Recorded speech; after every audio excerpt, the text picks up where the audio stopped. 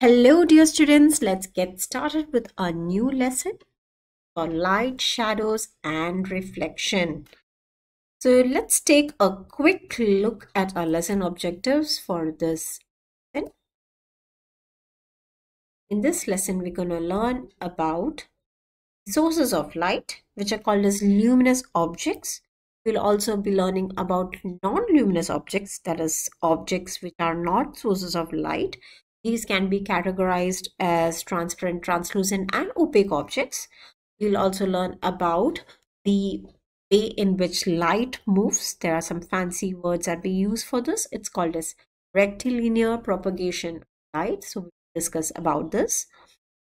We'll learn about the process of shadow formation and the characteristics of shadows. We'll learn about some applications of light, which is a result of rectilinear propagation of light. There is a pinhole camera, eclipses, and periscope. We'll also be learning about the reflection of light, the types of reflection, as well as a very interesting phenomenon, which is the lateral inversion. So what are luminous objects? They are sources of light. They can be natural luminous objects like the sun, or bioluminescent objects, that is, living things which can produce their own light through certain chemical processes. Living things such as a glowworm or jellyfish. These are called as bioluminescent, and they can produce their own light. They are natural luminescent objects. And we have artificial luminous objects such as the light bulb, which works on the basis of the electric current or using a fuel such as a lamp. We also have non-luminous objects. For example, this glass bowl. It does not produce its own light, but it allows light to pass through it completely, which is why we can see whatever is there inside the bowl. And this property by which an object allows light falling on it to pass through it completely is called as transparency. And we call such objects as transparent objects. Now let's take a look at this frosted glass.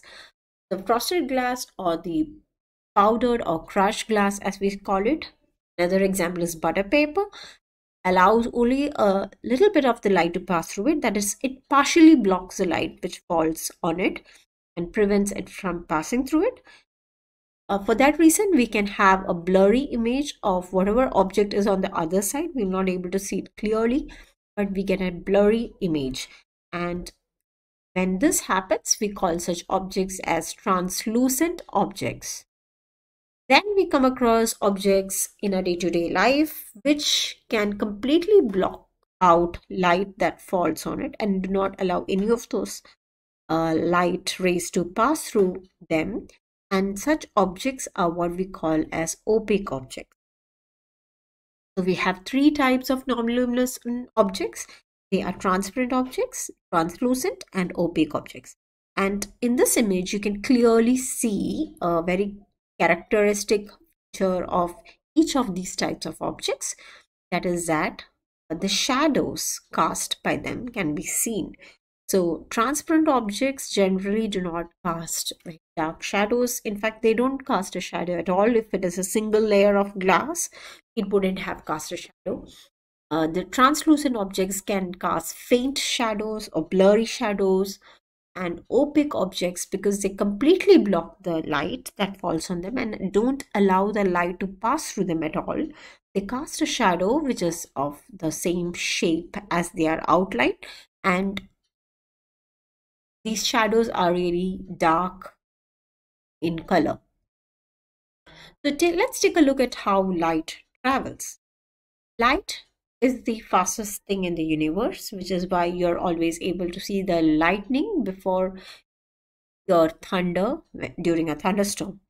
So light travels at a speed of 3 lakh kilometers per second. It's the fastest thing in the universe. And this speed was calculated by Olaus Romer. He's a Danish astronomer, was a Danish astronomer, and he calculated that light from the sun reaches the earth. It takes every light ray that begins from the sun to reach the earth around 8 minutes. And light can travel in vacuum, unlike sound, because sound requires a medium to travel through, whereas light does not require. It can pass through vacuum, which is why the light from the sun can reach the earth, because it can travel through the vacuum in space. Now let's take a look at how light travels. If you look at candlelight through a tube, you are able to see the light at the end of the tube, the candlelight at the end of the tube. Whereas if the tube is kind of bent, it has a curve at one end of it, then and you're looking in through the tube, you'll not be able to see the candlelight at the end of the tube. This is because the light that is coming in from the candle gets blocked and it does not make its way all the way to your eye. And that's because light can only travel in a straight line. It cannot bend around the corners, unlike sound, which can bend around corners. This phenomenon, this property of light by which it can travel only in a straight line, is called as rectilinear propagation of light. So what is rectilinear? Rectilinear means to move in a straight line. If you remember, you can connect this to what we have learned about the types of motion. In the lesson about measurement and motion, we have learned about translatory rectilinear motion, wherein motion in a straight line is called as rectilinear motion. So because light travels only in a straight line, it's called as rectilinear, and propagation means to move through something is called as propagation. Okay, so rectilinear propagation of light is a property of light by which light travels only in straight lines. And it is because of this property of light that light can travel only in straight line and cannot bend round corners that the process of shadow formation happens. So shadows form when light falls on opaque objects, because the light rays cannot bend round that object, and the light rays which are blocked by the opaque object do not fall on the other side of that object, and therefore a shadow is cast. So let's take a look at shadow play. So shadows are formed by opaque objects which obstruct the path of light. There are three things which are absolutely essential to form a shadow, without which a shadow cannot be formed. First of all, you require a light source, then you require an opaque object, and then you require a screen, an opaque or a translucent object, and you require a screen on which the shadow has to be cast. These are the three essential without which you cannot have a shadow. So what are the characteristics of shadows? Shadows are always dark irrespective of the color of the light. So whether the light falling on the opaque object is red or blue or white, doesn't matter. The shadow will always be dark in color, because it's basically because the light is being blocked. The color of the light does not matter at all. The second point is that the outline of the object can be made out. So this can be a little bit deceiving, because the outline of the object can vary if the object can change its shape. Therefore, you cannot exactly predict what the object is by just looking at the shadow of the object. And fourth, a screen is absolutely necessary to cast a shadow. So the size of the shadow will depend on the position of the object, the opaque object, with respect to the light source and the screen. When the object is closer to the light source, shadow becomes larger in size. When the object is further away from the light source and closer to the screen, the shadow becomes smaller. Now let's take a look at how the pinhole camera works. What is a pinhole camera? It's basically a black box, a very dark box into which light does not enter from anywhere except a small pinhole at one end, and there is a translucent screen at the other end at which an image can be. So the light rays which are getting reflected off an object, when it passes through the pinhole, it actually crisscrosses and it falls on the screen. And when it crisscrosses, what happens is that the image of the object that is formed on the screen not only becomes upside down, but also it becomes smaller. So this contraption is a very basic design of a camera, and therefore it is called as a pinhole camera.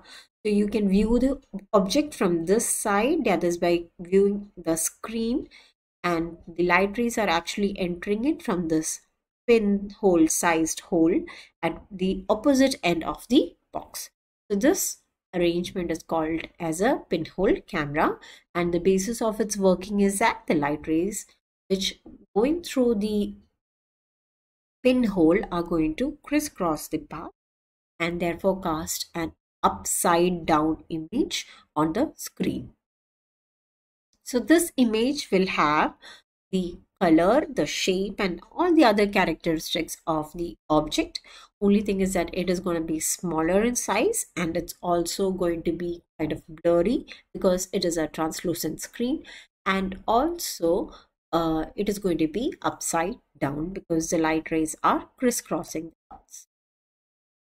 Now, do you know what this device is? This device is a tool that is used for viewing the view that is outside the line of sight, and it's called as a periscope. So what is a periscope? It is used in submarines. It is an arrangement that is used to arrangement of mirrors arranged at 45-degree angles facing each other, so that the light rays of an object that is above your line of sight can be seen through eye hole by the observer.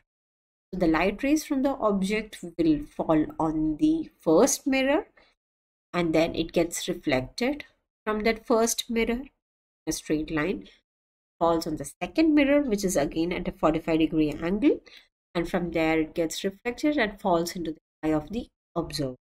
Thus, the observer is able to see an object which is way above line of sight, the line of sight of the observer. So this arrangement is what we call as a periscope. Eclipses.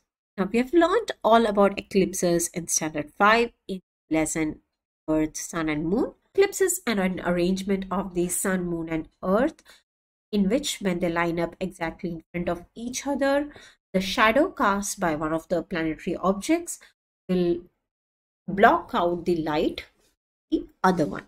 So when the moon comes exactly in line between the sun and the earth, shadow of the moon falls on the earth, and the people on that part of the earth which is in the umbra or the penumbra region of the moon will experience what we call as a solar eclipse, because they will experience something like a blackout where the sun becomes blocked by the moon. So this is what we call as a solar eclipse.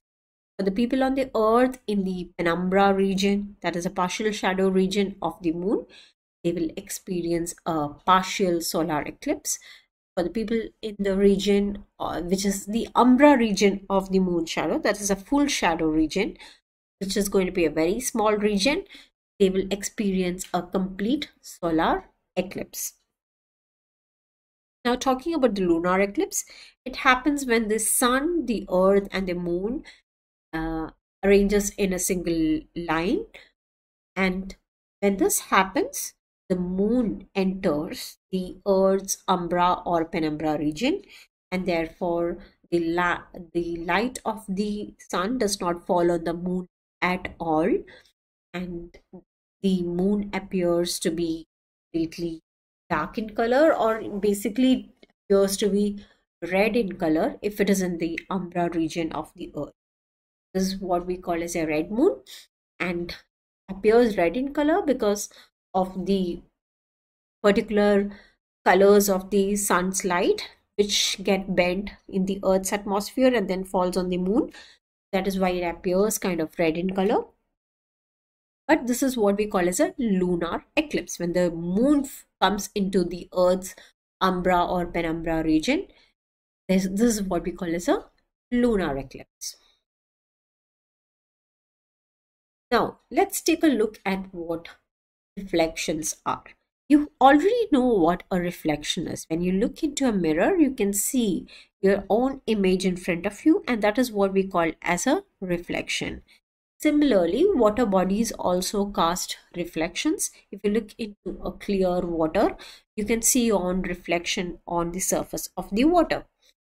So what is the difference between the reflection of these mountains cast in the first, cast on the water body in the first case and the second case?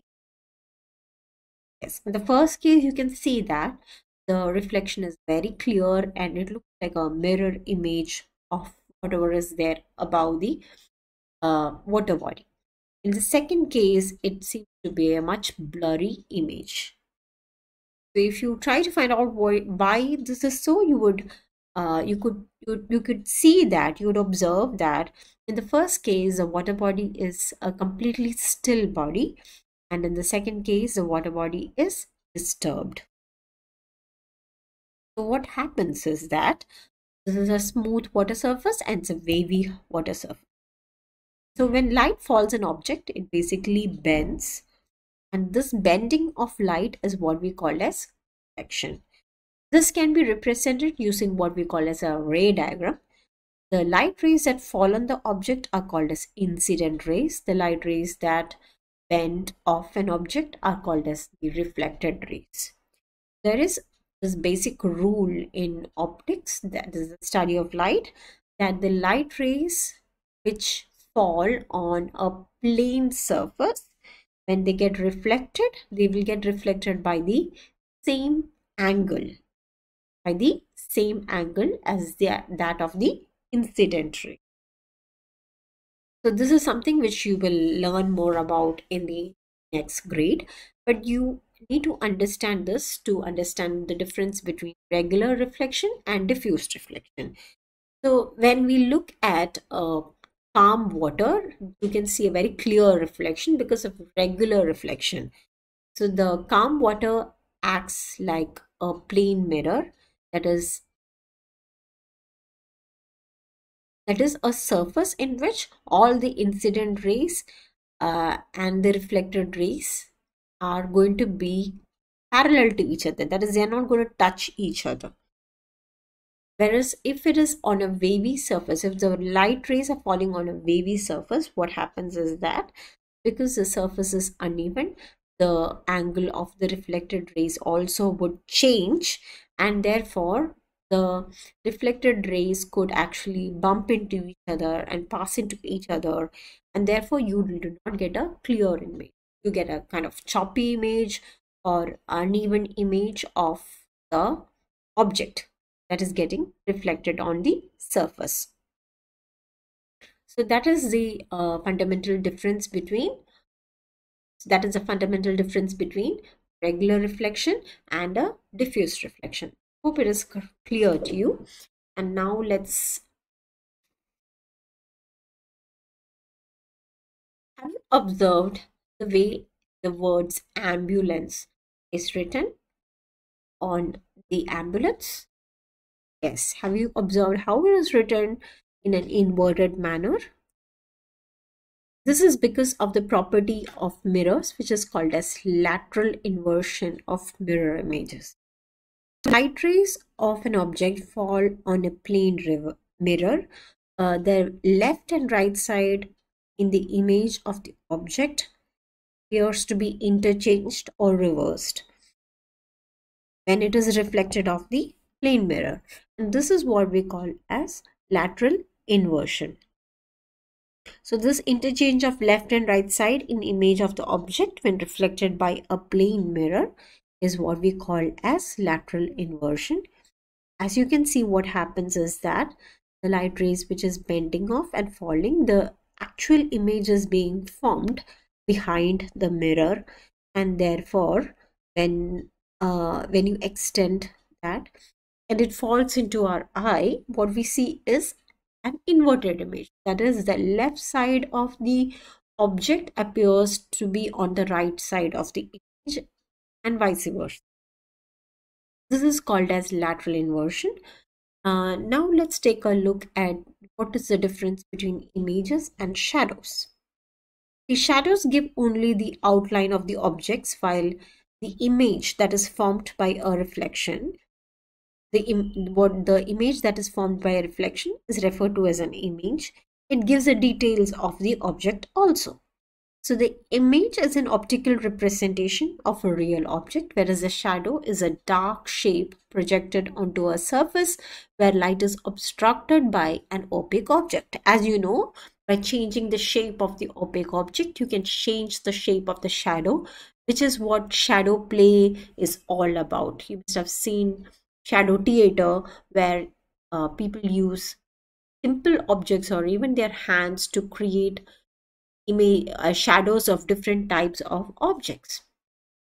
The opaque object is still remaining the hand, but they use their hands and they change the shape, create different shapes to form different shadows.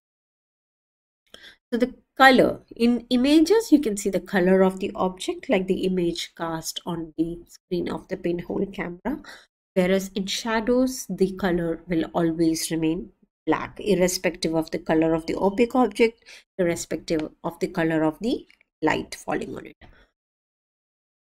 For an image, the outline of the object will remain the same as that in the image, whereas in the shadow, the outline of the object will remain the same, but it can vary because it depends on the shape of the object. Reversal. So images undergo left-right reversal, which is what we call as lateral inversion. For shadow, it does not matter. It does not undergo left-right reversal because you cannot make out the details anyways. You can only see the outline. So this is the difference between images and shadows. Now let's recap what we have learned in this video. We have learned about luminous and non-luminous objects. We have learned about rectilinear propagation of light. Learned the properties of shadows, the working of pinhole camera. We have also learned about eclipses and periscope. We have learned about the types of reflection, that is the regular reflection, smooth surfaces, and diffuse reflection on uneven surface. We have learned about lateral inversion of light. And we have learned about the difference between shadows and that brings us to the end of this video, and that brings us to the end of this lesson too. So I'll see you again in another video. Until then, take care and keep learning. Bye bye.